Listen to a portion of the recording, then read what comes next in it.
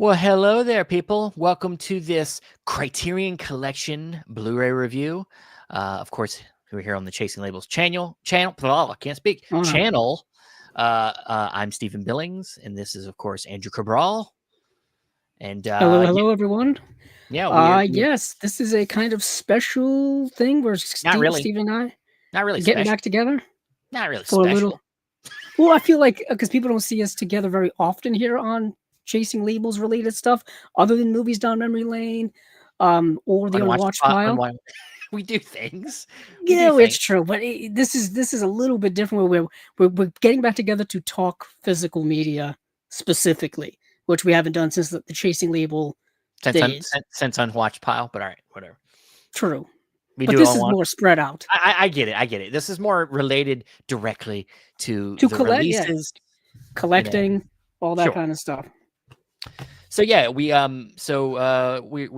fortunate enough to be on the press list with Criterion. They've been nice to allow us on there, so we could do some reviews for some of their Yes. releases. And we between both of us, we both got about everything, I think, except for High and Low. It was the only one we didn't get from September. And the big old Wes Anderson box Yeah, set of all of his stuff, that big old 4K box set, which I feel like is a pretty yeah, deluxe limited thing. I've seen, I'm assuming people are going to start picking it up. Hopefully, they'll wait till the 50% off Criterion sale in November. But yeah. between Steven and I, we got a good selection of the September releases from Criterion. Ironically, we've talked about many of these when they were announced several months ago, but it's Sure. nice to put the actual physical disc and releases, you know, Yes. together as a bit of a follow-up. Yes, for sure, and we can mention obviously now that we've gotten to take a look at them, talk about maybe a little bit of what we know about the features in this. So yeah, I guess I'll start if that's okay. Sure. You'll have to help me with pronunciations, but because I'm not good with that, as still per usual. Is it Jacques Audard? Audiard? I Audiard? say Audiard. That's how I pronounce it. Did I get the first name right? Right, Jacques. Jacques. Yes. Yeah, I got something right. So Jacques Audiard, who before this I only had seen, I think, The Prophet. The Coincidentally, that's one of his movies I haven't seen, and I've Really? always wanted to. And it's Wow. probably his most well known. It is, yeah. Yeah. Yeah, I saw that film, like, it was recommended me years ago. It's like a prison crime film. It's really great. And I never gotten around to really looking at anything else he had done. This, I think, some actually more recent stuff. Let me check, because I might have seen something else and I was just lying. Sister Brothers. I've seen Sister Brothers. I own that. I have the Arrow edition of that. He did do Rust and Bone, which Yes. I own it, but I haven't seen it. So maybe I should just do that on Unwatched Pile this month. I should do it because I have it and I need to watch it. Why not? That's a nice sneak preview for coming attractions here on Chasing Labels. That'll be next I Tuesday. So, yeah.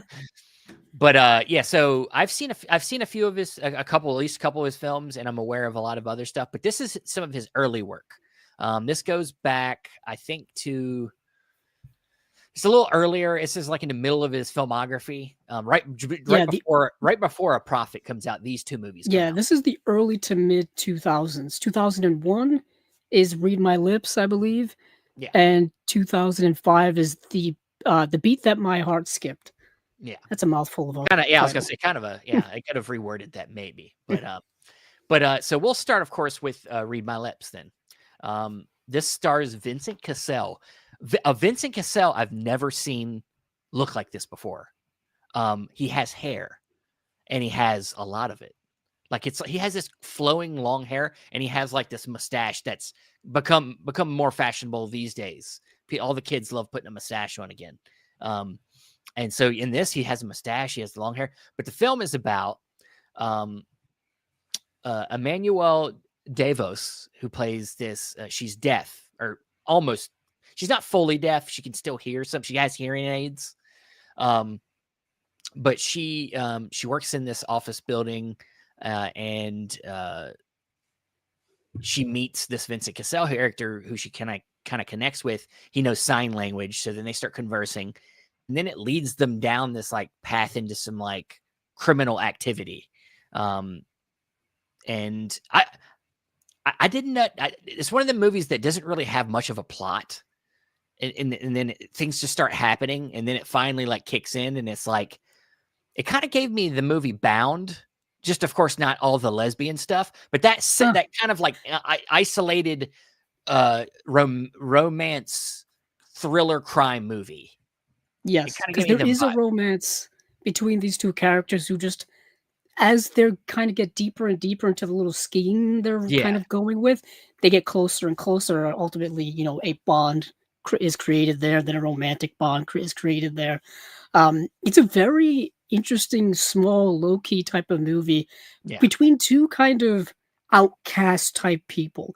I believe the Vincent Cassel character is an ex-con, so I think he's getting a job at this place, you know, to fulfill his parole obligations, and then she is there, and she, you know, she has a handicap, or she's hearing impaired, so she's kind of, you know, a little bit outside of the other community of the other people that work there, so they kind of bond over the things they've got going on, their personal stuff. I really like the movie. I did too. And Vincent Cassel is the one that's kind of more forward in this romance. Like he wants to be with her, but she's kind of like, she doesn't trust anybody. I think it's just a trust thing in general. Because like when she's alone, she like fantasizes about being with him. You know, she's kind of like repressed. She's got like repressed extroverted feelings, you know, and repressed sexuality, if you will, or at least expression of sexuality. So that's kind of working in, like, it's a very introspective film. That's what I really like about it. So she's working with that, and then he's the kind of the opposite, where he's kind of very much forceful, which makes a lot of sense. Vincent Cassel always plays those type of aggressive characters. Whether you see him in La Haine, whether you see him in Black Swan, he's always playing those types of guys. Yeah, he's really good at it. He's really good at having that cool confidence. And I think, you know, like I feel for his character in this film. I really do, because like I think like, yeah, he's not that he's a good dude necessarily. I mean, he's working for criminals and he's trying to scheme criminals. Like he's not a great guy, but you could tell, like, especially when it comes to her, like he cares about her and he wants to be with her, and she's kind of playing with him. Like the whole movie, like some of it's like her you know, like it's a real anxiety, it's a real things. But then there's moments in the movie where she kind of finds out something, and then she kind of like uses it to her advantage, and like kind of screws him over and puts him in positions that are not great. Like just because she's either scared or because she thinks she thinks something that she's getting it over on him or something. So sometimes she's a little manipulative. Yeah, and that's interesting. That's kind of part of her character arc, where she's trying to be more independent, trying to be more forceful in life, trying to have a bit of a backbone in life, self-confidence, if you will. Yeah, and she's like, if anything, it kind of builds up throughout the movie with her. It definitely, but as she's building up to it, she tends to lash out at him. Yeah, she's doing it in negative ways. But by the end, it all kind of I mean, it comes together, because, you know, I don't want to ruin the ending, but like it comes together.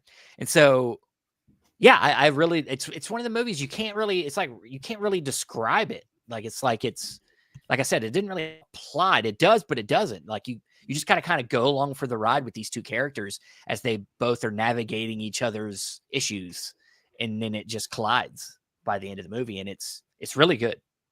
Really good. It does come with a new 4K restoration. It was supervised by the director and the director of photography. And this one's a 4K. This has a 4K and a Blu-ray. It does have a new afterword. I guess that's in the booklet, from the director. And then you have the audio commentary that involves the two main actors, Vincent Cassel and Emmanuel Devos. And then you have a program of the making of the film with interviews from the the director and other behind the scenes people, and then an interview with more actors and deleted scene trailer. So decent, solid release. It's got a little bit of everything there.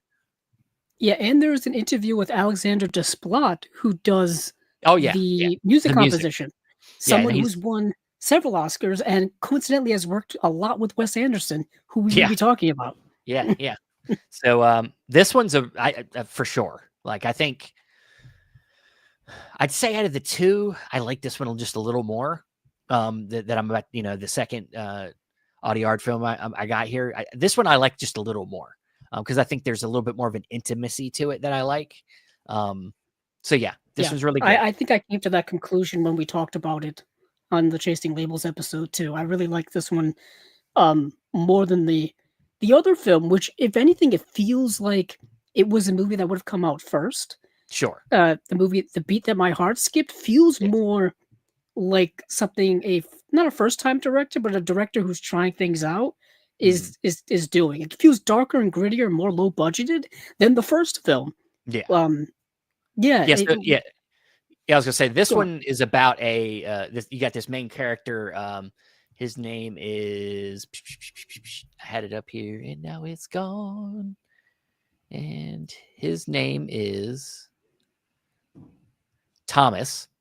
And so he's also in this story. It's another story of people that are in the life of crime.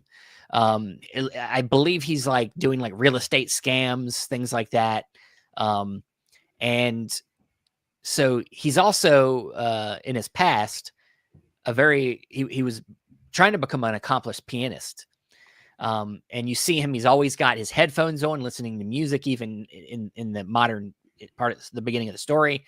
And he does this thing with his hands. He's always like doing these like miming of piano playing on it with his hands in the air, stuff like that. And so as the story starts, he runs into this guy that basically offers him an audition, but he hasn't been playing piano for many years, so he's not really practiced. And of course, if you know anything about that, if you've seen the movie Whiplash, you know how it is. You know how competitive it is to try to get an audition for something that's, where you're a professional musician. You have to be on your game, or you have no chance. So he decides to start taking lessons from this. I think she's Chinese. This Chinese pianist who had just moved to the area. So there's like a subplot of that where they're coming together, and she's trying to build him up again. At the same time, Thomas is dealing with things like his father, who's also kind of a deadbeat-ish type of dad who gets by doing petty things as well. And then he's the people that he works for, dealing with that world and trying to kind of in a way figure out a way to escape it through his passion of being a pianist. So it's a little bit, it's one of them things where it's like two puzzle pieces that don't quite fit together, but they do. Like I liked it, but I don't know. What did you think of it? It reminded me, to describe it to people, it's kind of like Mean Streets. Like, it's on that level of a crime movie where it's like street level crime, organized crime that's going on here. And it's like he's getting involved in that through his father, who's kind of a screw up. So that's like a rough relationship. And then he's got this other thing that he's trying, which is also not going well for him. So he's kind of stuck between two different worlds, and he keeps drifting into both of them at the same time. And these two different worlds just kind of collide with each other in a rather rough way. And it's kind of a rough around the edges movie, but I think it's supposed to be. Like, it feels like that's the world and that's the vibe that these characters are in. Like I said, it's different tone-wise than the other movie. The other movie is a lot more polished and things are a lot more defined. This one's a lot more rough around the edges in terms of plot and characters and stuff. Yeah, I was gonna say, I think it's a little more, I wouldn't say unfocused. It's a little looser. It's a little looser. Yes. It's a little bit more. You say Mean Streets, I'm thinking like even like a Linklater-ish, like, maybe not quite Linklater-ish, maybe not quite Slacker, not that loose, but like it is like, it feels like there's a rawness to it where it's like, it's all, everything's very low key. There's not a lot of like operatic moments where it gets something really bad, some big jolt of violence happens. Right. Like it's the structure of the movie is very loose. Yeah, it's like it's not a 3-act structure. Like, hey, we have to have a second act climax, and then and we have to have a big climax in the third act too. Maybe It's not that's just quite that type of movie. That's the Frenchness of. I mean, it's a French film. Perhaps. It's not quite that type of structure, but it's. I don't know. I think what keeps you into this movie is the main character. I think you want to see him succeed because he's trying so hard to be a pianist, in this movie. Like, and you can tell he has it in him. He's just like so. His focus is so far away. He's being pulled in 2 different directions. Actually, 3 different directions, really. So it's hard to be, as people that do things as hobbies spend a lot of their time on their hobby when you have other responsibilities. I understand that pull of not being able to give yourself over to the thing you're passionate about when you have your other responsibilities, your other obligations, things that need your time. So it can be difficult to be the best at this when I have, I obviously have my family to take care of and do things like that. So I get that pull, and it's not easy. So yeah, I mean, it's a solid movie. This one has high definition digital master, probably just like probably something that was already, had already been transferred. A new transfer had been, or it's the original, and they just digitally copied it, but sent it over. Nothing, no needing to, restore it or anything. This has a new interview with the Audiard, and then it has an interview with co-screenwriters. You read this, okay? Tonio Banakista and composer Alexander Desplat. I know that guy. We also get the conference at the 2005 Berlin International Film Festival with the members of the cast and crew. We got some deleted scenes, rehearsal footage. Interesting. So, and then of course a booklet in there with essays. So yeah, you get a couple. I think this was the first time he's been in the collection. So no, right off. You would be kind of wrong on that. Okay, what else is his movie Deepan, which won the Palme d'Or? Ah, yes, I did forget about that. Yes, I say many years now, but it's 2015.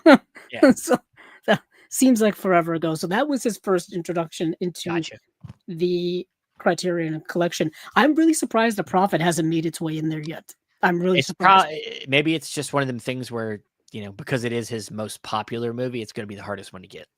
Maybe they're waiting perhaps for a new remaster or restoration of that, because I think that movie's from like the late 2000s, so it probably needs one at this point. Yeah. But yeah, I've always really liked Jacques Audiard. I mean, I think I talked about at the time, because last year he had a movie that came out, which was the Netflix movie, Stephen, that I'm forgetting, that got nominated for all kinds of awards, but had all kinds of controversy behind it. Oh, the Emilio Perez. Yes, that movie. So he was back in the news last year with another film. So yeah, Emilio Perez. That was the movie. Interesting. Yeah, he's an international prolific type of guy. Like people in the international realm really know him. People who are fans of the international movies really know him as well. Yeah, he's an interesting director.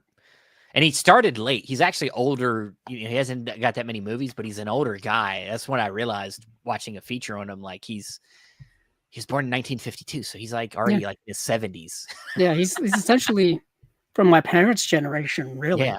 My parents were born in 1958. So yeah, part of my parents' generation, the baby boomers. He's a baby boomer. Yep. But all right, that's the releases I got. So let's get into what you got. I've got a Rolodex of movies. Well, I got 5. I got 5 here, but I'll start off with one that probably people are not too familiar with, and this is the Criterion premiere release of this movie called Misericordia. See if I get that in the frame without the glare. Misericordia, which is also a French film. We just talked about 2 French films, and we're talking about a 3rd French film. I'm still getting used to not calling these Janus Contemporaries releases. I know. I'm really tempted to say that, but this is part of their Criterion premieres. And this is a movie that came out in 2024. For those of you not familiar, the former Janus Contemporaries, the current Criterion premieres are basically putting out current movies through the Criterion label or the Janus Films label in some way. And these releases have been coming out now for a couple of years. They've done No Bears, EO, Anselm was another one. I just happened to have that behind me. And yeah, so it's nice to be able to get these just out on disc on Blu-ray. They don't come with the same bells and whistles that Criterion typically does. It's usually just one special feature in here. It's a Meet the Filmmakers by Elaine Garardi, and it's just an interview with him that runs about 16, 17 minutes long. That's about it. So nothing in the way of special features, really. But it's mostly the movies that I think kind of sell these releases. And these releases are more affordable than the other ones. Yeah. But this movie is interesting. It's got the tagline here. It says, "Some confessions come with a body count." That's a good tagline. That's a good tagline. Yeah. And I'm going to remember that from Movie Mutations. Yeah, I was going to say, that's a Movie Mutations tagline if I've ever heard one. And this movie is interesting. It takes place in a small town and just kind of interesting. It's like human relationships, secrets, and rumors. So this guy goes back to a town he used to, I think, work in or live in when he was younger, because a former employer of him has passed away.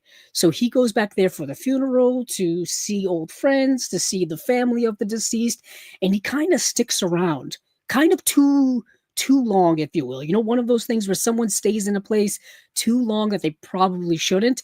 And the longer he stays in this place, things start happening that become out of his control. I don't want to say what happens. Let's just say, like, human relationships, the longer you stick around people, you can start getting kind of friction, start arguing with one another, start getting physical with one another. It sounds like Wicker Man. It's kind of like Wicker Man minus the whole cult situation, minus the whole like supernatural element of it all, if you will, where this person is, he stays in this place a little bit too long, and things kind of start slowly getting worse and worse as things go along. There's something that he does that gets him into a bit of trouble that he's got to cover up. Once you start covering these things up, things start growing bigger and bigger. It's the old Hitchcock thing, yeah, you find yourself in a situation you didn't plan on. Yeah. And that's what ends up happening to this individual in this movie. And yeah, it says, let's see. Yeah, his name is Jeremy. That's the main character's name. It says it stirs up long simmering feelings of lust, jealousy, and rage among those he left behind. So those he left behind in this kind of small town village. It's also dealing with a lot of themes of like not only human relationship, but like religious relationships as well. There is a pastor figure in this movie that plays a part in all of this, and people like have their own ulterior motives for things. It's a very interesting kind of play of human emotions and human interactions. I know I'm being super vague, but that's kind of the way this movie is. The movie is rather vague, rather low key. It's not like super bombastic in any way, but the acting is really good. The themes are really good. And the whole movie kind of keeps you engrossed because you don't know what's going to happen next with this character who just gets himself in more and more trouble. So that is Misericordia. And like I said, only one special feature, an interview with the director.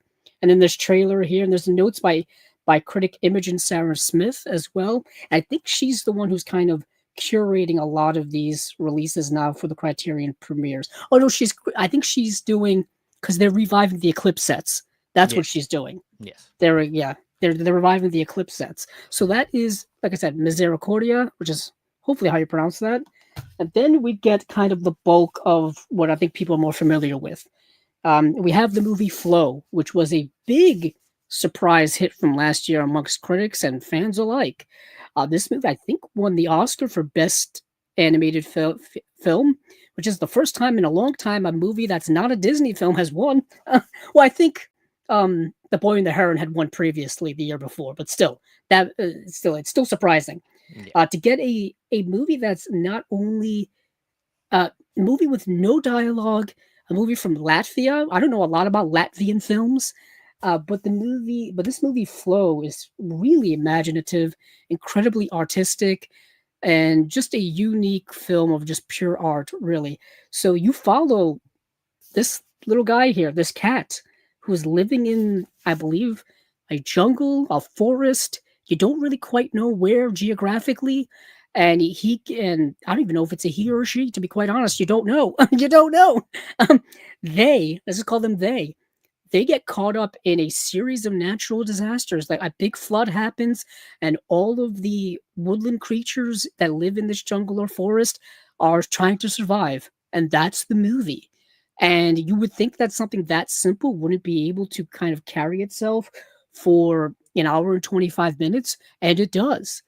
And it's really a beautiful artistic movie. Like I was rewatching it last night, and even in 4K, it looks absolutely fantastic. Um, yeah, it's truly a work of art, like I said. Steven, did you get to see this movie last year? Unfortunately, no. No, Okay. it's I don't get to see a lot of newer movies. It's No, yeah, okay. something I'm trying to get better at. But unfortunately, time is not on my side. But no, I'd heard a lot of great things about it, and yeah, I hear the animation style is in itself is very unique and yeah, Incredibly unique because it's not overly detailed like you would see in like a Disney Pixar or just a Disney hand-drawn animation. It's almost as if it was purposely like scaled back. well, I was gonna say I think I remember hearing that this was made for very cheap. Like it was Yes. like It yeah. it's yeah, so even says working with a small team using open source software, visionary DIY animator Gintz Zabalados conjures a sublime sensory odyssey and a profound meditation on the fragility of the environment and the spirit of community. So the movie, kind of a DIY, low budget software, small production team. So it's really kind of like, the engine that could of animated movies, Well, I mean, which I think is why it was so oh yeah, surprisingly successful. I think that in this case, um, this was a situation where the story of behind the scenes of this added something to why it won Yeah, its the I feel like director was incredibly online throughout the the whole critics process of last year, the whole critical season, the award season. I yeah, remember I follow him on Twitter of all places. yeah, So he was incredibly, I guess approachable online, if you will. yeah, yeah. That seems to be the case, and it's fascinating to me just what he was able to make out of something so little. Like I just said, the concept of this is so brilliantly small. Yeah. It's not a big story. It's not a big story. It's not anthropomorphic animals at all. There's no dialogue throughout the movie. Zero. It's just all visual sound, all visual, all sound, all score, all of that. To me, And to me, it sounds like what I would consider something to be like almost pure cinema. It's like mm, it's purely a visual thing that takes you through the movie that just like silent film, like silent film. Some people would consider silent films to be purest form of cinema that we have because it is visually storytelling without the need of dialogue and things like that necessarily to propel it forward. Um, so yeah, I mean it sounds great. I need to get to it. So yeah, I guess just getting into the rest of the details on here. Director approved 4K UHD, Blu-ray special edition features. This 4K digital masters. This is a brand new movie, anyways. yeah, So obviously, no it's real gonna be need for restoration or anything like that. One thing I was also noticing on here, which was a little bit interesting, no HDR at all. No Dolby Vision, no HDR10, none of that, which was interesting to me, but also kind of made sense considering it is so like lower budgeted film. So 7.1 surround sound DTS HD master audio for those of you who have the setup at home. Let's see. Uh, Oh yeah, there's a 4K digital master of Away from 2019, which is Zibalados's debut feature. So that's on here as well. That's a special feature on here. So you basically get, and it's feature length. It's an hour and 19 minutes. So you kind of get two movies for the price of one. One 4K disc of Flow and Away, two Blu-rays with Flow, Away, and special features.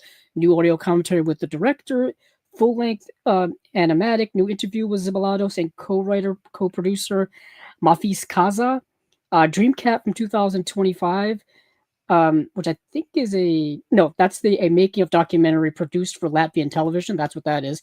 And then you get Aqua and Priorities, which are 2 short films. And then new commentaries by the director, unused shot reel with new commentary by the director, and then trailers and TV spots and all that kind of stuff as well. And there's an essay in the booklet as well. I think out of all the recent releases, this is the only one I think is 3 discs. So relatively loaded here. The usual kind of digipack setup. Although something that's unique, I don't think I've ever seen this before. You get stickers from Criterion, which I've never seen before. I know they did like the scratch and sniff card with one of the John Waters films. They've done like, faux newspaper, fold outs and stuff like that. But I've never seen them do stickers. Yeah. Every once in a while they'll do some little cute little insert thing. And these are all, and I like the way they did with all the different animals in here. So there's a dog, a cat, a capybara, a lemur, and there's a bird. I can't remember what type of bird, but those are like the main characters that go on this journey of survival, really. And if you're a cat person, this is the movie for you. If you like cats, this is the movie for you. So here are all the discs, the 4K, the 2 Blu-rays. Cool. Yeah. So that is Flow, which probably one of my favorites of last year. And then we've got a couple. Next I'm going to go with a classic that kind of needs no introduction, Steven. This is Spinal Tap, which just had its sequel came out this month. And they released this just in time for the sequel. And this is a movie with an interesting home entertainment life. It's come out in Laserdisc, it's come out on DVD, both from Criterion. It's come out on regular Blu-ray. It's come out on regular DVD. It's probably came out on VHS back in the day. But this is the Rob Reiner film from 1984. This is kind of like almost a granddaddy, a grandfather of mockumentaries, because this is a rock mockumentary, a rockumentary, if you will. Runs 82 minutes long. I don't know if this needs much introduction. I think this is a movie I think everybody has to see at least once, just for its significance in movie in history of being a mockumentary, and how great it is at doing that. If you like the movies of Christopher Guest, who was in this movie, you'll get the vibe of this movie right away. You really will. So this is a mockumentary about the fictional band Spinal Tap, who is fictional, but they've got fake songs and they have real songs in real life. They have real albums that you can buy. They have fake albums of the fake music they made for this movie you can buy. It's a whole big thing. Go check the Wikipedia page out. But this is the movie that is one of Rob Reiner's best, in my opinion. And Rob Reiner is in the movie because he started off as an actor as Marty DeBurge, who is a filmmaker in the movie. So you get Rob Reiner as the filmmaker of the movie, in the movie as a filmmaker, making a fake movie. It's crazy. Just the absurdity of the movie plays into all of that. And he's making a documentary about this band called Spinal Tap, who used to be big, and they're trying to make a comeback. They used to be able to fill stadiums and big venues, and now they can't sell out anywhere. Now they can't sell out anywhere, and they have an eclectic group of music, an eclectic sound of music. They're metal, and this movie's all about the absurdity of the way 80s metal became back in the day. You kind of need to know about 80s metal and its bloatedness and its absurdity of the levels that it reached to kind of understand and appreciate what's going on in this movie, because that's kind of what happened in real life. This movie is kind of an indictment of that entire subgenre of rock and roll music, and it's rather accurate and still rather good to this day. Yeah, I was gonna say, I think if you want to give it a nice pairing with this to a movie that came out more recently, I think we got to talk about the Andy Samberg film. Was it Pop Star, Never Stopping? Yeah, that movie I think very much is like the modern day Spinal Tap. focusing on a pop star. It very much is. Yeah. Taking a fictional character and just kind of making fun of his commentary on fame and fortune and all that kind of stuff, and just the absurdity of it all, the absurdity of fame and stardom and all that kind of stuff. And this movie is truly, I think, still hilarious to this day. You got three really all-time actors for these roles in Christopher Guest and Michael McKean and Harry Shearer, and they play the three main members of Spinal Tap. And there's this joke where there's just this rotating like Rolodex of drummers, because I guess drummers are the most disposable commodity of any band. They're not the most disposable, but they're the one that seems for some reason in rock music to get replaced the most. They do. You can just rotate them in and not really skip a beat for the most part. Oh, I mean, look, we know that drummers are very important. It's not a matter of like that they'll be missed. It's just a matter of, for some reason, drummers are so fucking volatile. Like they either are too crazy or they're too flaky, and you just can't wrangle them in. So they just keep having to replace them. Right. I mean, just think of the Foo Fighters. I mean, just like, well, their drummer unfortunately passed. Well, he did, but what I'm saying is it's like they've been through 3 years. I mean, Dave Grohl himself did his own drums for a second. Well, he did start off as a drummer originally. I mean, but like there's so, I mean, Nirvana had like three or four drummers before they got to Dave Grohl. Yeah, I do. I mean, it's real life. It's not even not just something absurd. That's what makes Spinal Tap so funny, is that it really, because of how true it is. It's so true.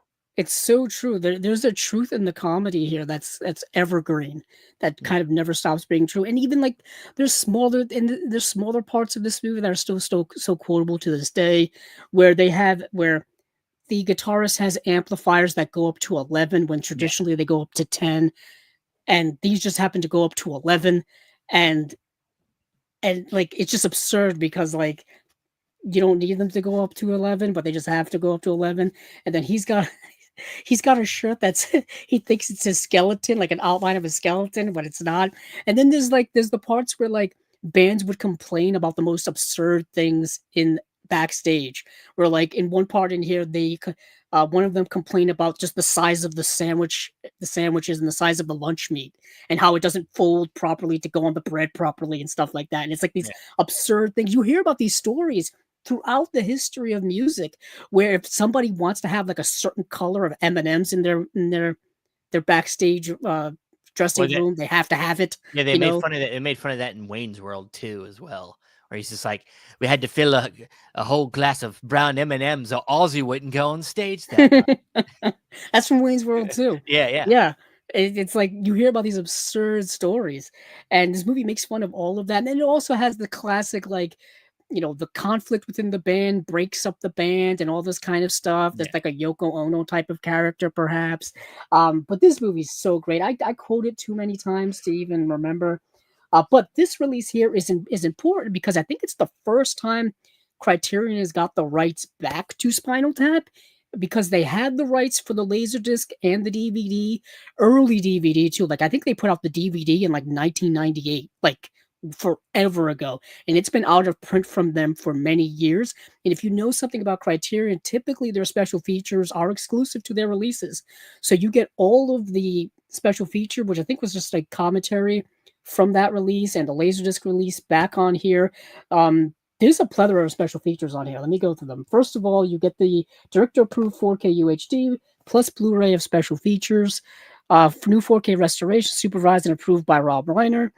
Let's see. 3 audio commentaries featuring Reiner, actors Christopher Guest, Michael McKean, and Harry Shearer, producer Karen Murphy, editors Robert Layton and Kent Beta, and band members Nigel Tufnell, David St. Hubbins, and Derek Smalls. So there is literally a commentary on here where the actors portray the characters within the movie, doing a commentary for this documentary. So they did a Tropic Thunder. Yes, exactly. Yeah. Before Tropic Thunder, obviously. Or they did a Tropic Thunder with the whole cast, because like Robert Downey Jr. is still playing his character. The other two are still they're being Jack Black and Ben Stiller, but yeah. Yeah. So this, yes, but I find that to be hilarious. Yeah. Just because these characters are kind of almost taken on a life of themselves, like I said, outside of the movie. Go to the Wikipedia for Spinal Tap, and you can see that they released a ton of albums of legitimate music as the characters from this movie. But you got some other stuff here. You have a conversation between Reiner and actor Patton Oswalt, who's a super cinephile. The cutting room floor featuring 98 minutes of outtakes. That's a lot of outtakes. Spinal Tap, The Final Floor from 1982. Excerpts from Return of Spinal Tap from 1992. Interviews with the band for 2009 Back from the Dead album. And then trailers, media appearances, and music videos. Plus a booklet with an essay in it as well. But in typical Criterion fashion, here's the front, which that's Stonehenge. Yeah, it's Stonehenge made out of speakers. If you know the Stonehenge sequence, you understand the reference. Here's the booklet. Here's the back with their album. Where they decide they had an album with a controversial cover, and they decided to redo the coverage. It's just completely black, none more blacker. And then here are the discs that are all dials of an amplifier dialed up to, of course, 11, which is kind of genius. And then this is Spinal Tap on the back. So overall, pretty great release. If you're a Spinal Tap fan, chances are you've owned this movie several times over, like myself, but you don't care because you want the movie again. I have to say, though, the movie looks better than it's ever looked before in 4K. For a movie that's a mockumentary, so it's got that kind of gritty, behind-the-scenes, documentary-esque style for an aesthetic, the 4K looks very, very good. So I thought people would be interesting to know about that.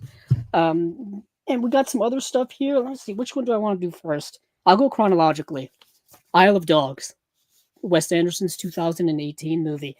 His return to stop motion animation.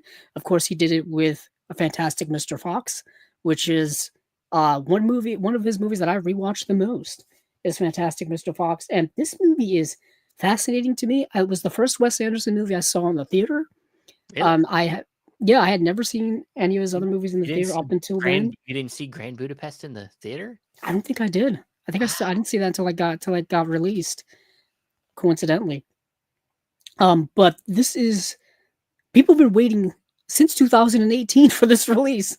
Well, I think that people understand now at this point, if you're in the know, that his stuff comes to Criterion. So, like, I know, I know, like with the other release you're about to talk about, they did put out a release for that, and like Sony put it out, or Focus Features. Yeah, they put out a Blu-ray release for this as well, which has been available for about 7 years, and it's been relatively cheap. It's just, like you said, bare bones, you know. Yeah, and people, like you said, know that Wes Anderson's movie are eventually going to get Criterion releases. You just have to wait a number of years. Like I said, this came out in 2018. It's now 7 years later, and here it is. We just have to wait. It's just because Wes Anderson likes to be involved, and I think it must be also that, but also contractually obligated to be put out by whichever studio releases his movies initially, which I'm not sure who that is. Searchlight. So it was Fox at the time. Yeah. So maybe they had to wait. Yeah, they had to wait, and then there was the whole Disney merger thing. Who knows? But either way, Isle of Dogs is out. Stop motion animation, a kind of English language, kind of Japanese movie set in this weird pseudo Japan, future Japan. I would say this is maybe his most controversial movie. There was a lot, and rewatching it, I was remembering all of the kind of, there were a lot of accusations of cultural appropriation, all of that kind of stuff happening at the time. Interesting how all of that conversation was happening at that time. Yeah. And yeah, let me get into what this movie is actually about. So I may have to just read this because it's kind of, with any Wes Anderson movie, it's not just one thing going on. It's like 10 things going on. So Wes Anderson conjures a dystopian future Japan in magical stop motion. After a canine virus outbreak, the dogs of Megasaki are exiled to a vast island garbage dump. When Atari, the daring 12-year-old ward of the city's mayor, sets out to rescue his beloved Spots, he meets a pack of mongrel friends and is launched on an epic quest. That's tangentially what the movie is about. But like I said, in typical Wes Anderson way, we are bouncing around a lot in this movie, and a lot of his other films as well.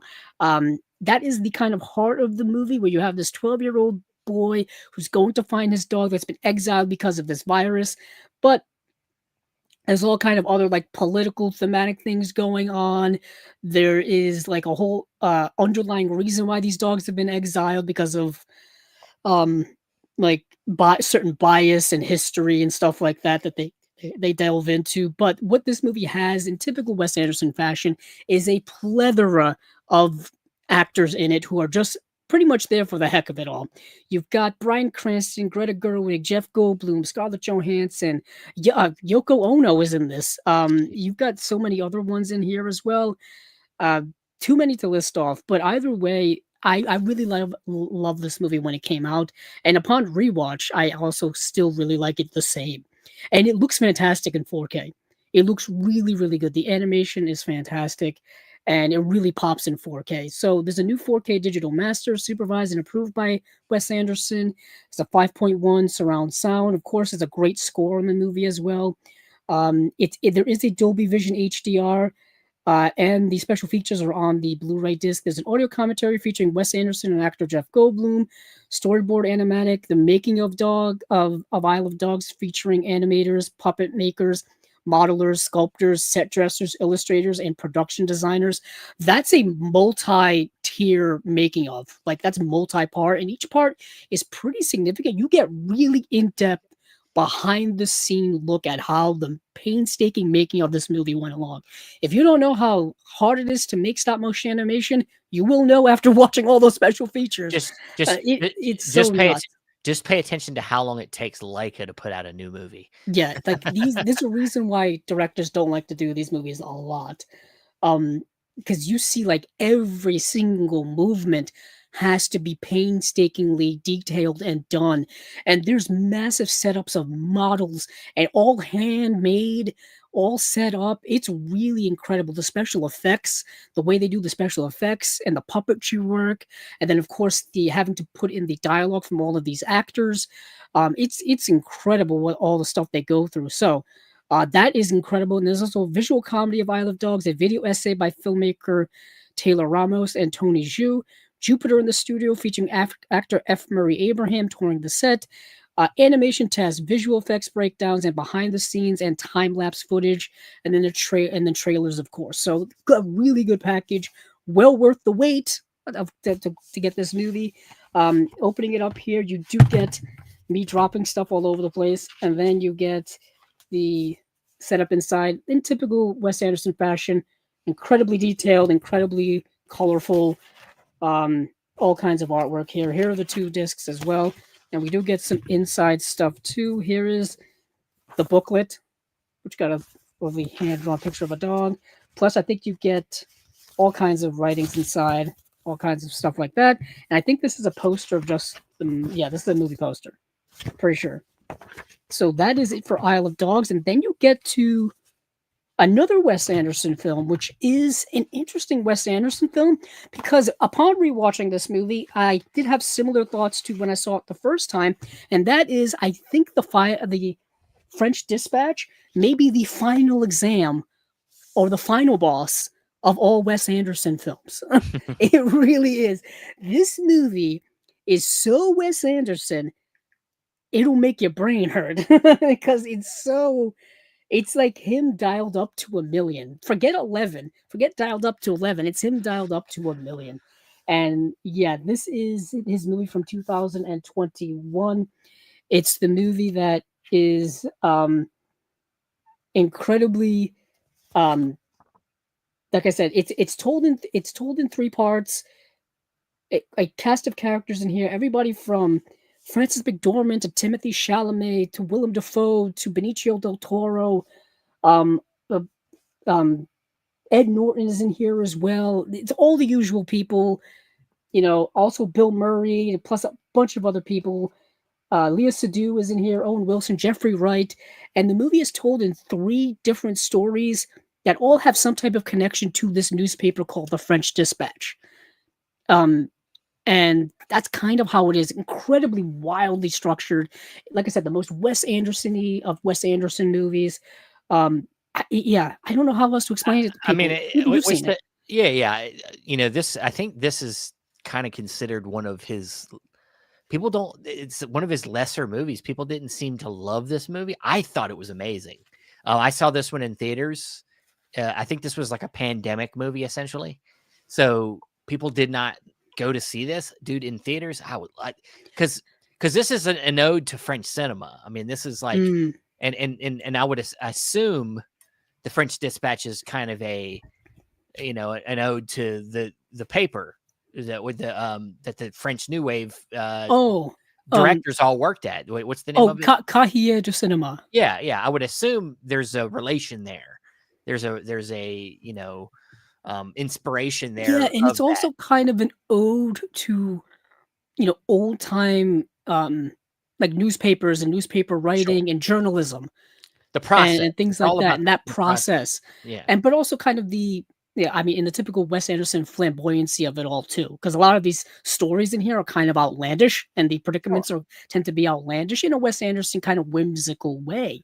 But it very much is a a throwback to journalism, and journalism as we knew it is kind of gone. It's nowhere near where it used to be.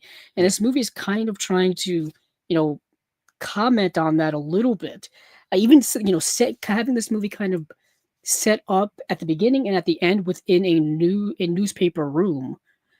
Very similar to like the Daily Planet in Superman or something like that. It's like that kind of old timey newspaper types of stuff. Yeah. And you're just kind of whisked off on a series of different stories that have to deal with like government political protests and movements like that, and have to deal with like kidnappings, and then have to deal with other outlandish things having to do with chefs and whatnot. It's a wild and crazy movie, but I know what you mean, because the movie came out in 2021, and that was at the time where theaters were starting to open back up again, stores were opening back Yeah. up again after the everything kind of shut down in 2020, 2021. Things were slowly starting to open back up, and putting a Wes Anderson movie in theaters already has a small audience, but putting Yeah. one at that time is gonna have an even smaller audience. Yeah. You know what I mean? Yeah. But It's yeah, it's I think in the grand scheme of things, we're yeah. gonna look back on the French Dispatch as being like one of his underrated I films. think it's a movie you have to watch more than once. I Yeah. know this movie may be a lot for people to take, because it's his movie that I think's different than his other movies. It doesn't hold your hand in any way. You jump full It into it the deep end of the Wes it Anderson has water. it has a pretentiousness Yeah. that goes beyond some of his other films. It's not welcoming. If you're not a Wes Anderson fan, or if you're somebody who's never seen a Wes Anderson movie, do not Or start with this one. Like I said, just not really, you're not aware of French cinema, because if knowing French cinema and French, that some of that's important in here too, because I think there's a lot of inspiration. right. So, yeah. But let me get into what's actually in here. So, new 4K digital master supervised and approved by Wes Anderson, 5.1 DTS master audio soundtrack. You have an audio commentary featuring Anderson and collaborators Roman Coppola and Jason Schwartzman. I think they all co-wrote the script together. Jason Schwartzman pops up in here again, typical Wes Anderson, part of his Collab. Yeah. cast. Selected scenes, storyboard, animatic, behind the scenes of the French Dispatch, visual essay featuring the writing of film scholar David Bordwell, read by Rupert Friend, interview with artist Sandro Kopp, music video for Aline by Jarvis Cocker, the French Dispatch reads the New Yorker, and a segment of the New Yorker radio hour about the film, the French Dispatch, miniature unit Berlin, and accidentally Angoulême. I have no idea what that is. And then a trailer. And then interestingly, my backing of this kind of completely flew off. There's no glue on the back of my copy, so I don't know if there's glue on the back of your guys' copy, but in typical Wes Anderson fashion, just all kinds of visuals in here. I will say, out of all of these movies, this one in 4K pops like crazy. Just because the movie is so visually sumptuous, and it's got so many different um, colors in the color aspect and all that kind of stuff. It really, really pops. Like the newsroom we were just talking about, there's all kinds of colors of like browns and yellows and things like that that really pop. There's a moment at the end of the movie with Jeffrey Wright and Leaf Schreiber. They're on a talk show, and there's a different, and in the background there's a curtain, and the curtain has all different colors on it, and all those colors look incredible. So this does have, where's my backing? Oh, there it is. This does have Dolby Vision HDR, so that makes it pop even more. But like I said, in a Wes Anderson movie, things are always incredibly visual. And I did want to point out one thing here is they did have a little, looks like a little copy here of the actual French Dispatch, which I thought was kind of cool to do the booklet of. And on the back here, you have a little typewriter, which is the way they used to write up articles back in the day on typewriters. And then I think this is just a movie poster as well, similar to Isle of Dogs.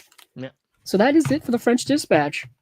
Double dose of Wes Anderson with the Isle of Dogs and French Dispatch. You got Flow, which is a nice animated film. You've got a classic in This is Spinal Tap, and we got Steven's 2 movies as well. Yeah, just an eclectic month. Yeah, and then a Janus Contemporary / Criterion premiere of Misericordia. And that's all of it. That was a heck of a month, September for Criterion. It was, and then I think they also put High and Low out on 4K. I think yes, that's the only thing that we did get in this between both of us. But yeah, that is it for this review of Criterion September. Be back next month. I'm sure we're gonna have some more to talk about. But yeah, of course, subscribe to the channel. Keep looking back for more reviews, more Chasing Labels, more movie mutations will be coming soon. Unwatched pile, movies down memory lane. Catch it all, man. We'll see you guys. Night.